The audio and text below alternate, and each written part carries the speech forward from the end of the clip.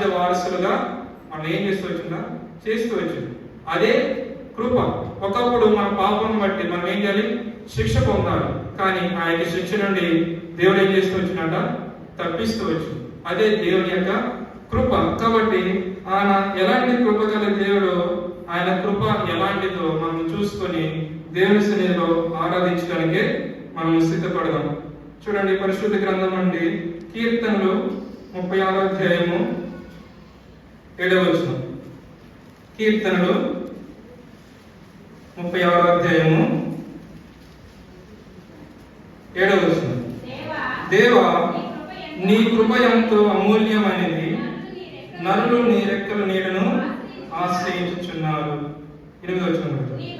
నీ మందిరం యొక్క సమృద్ధి వలన వారు సంతృప్తి నొందుచున్నారు. నీ ఆనంద ప్రవాహంలోనిది నీవు వారికి త్రాగించుచున్నావు. కాబట్టి దేవుని కృప ఎలాంటిదంట, అమూల్యమైనది. కాబట్టి ఆ అమూల్యమైన కృపతో దేవుడు ఏం చేస్తూ వచ్చినట్ట, మనల్ని ప్రేమిస్తూ వచ్చింది. కాబట్టి ఆయన కృప ఎలాంటిదంట, అమూల్యమైన కృప.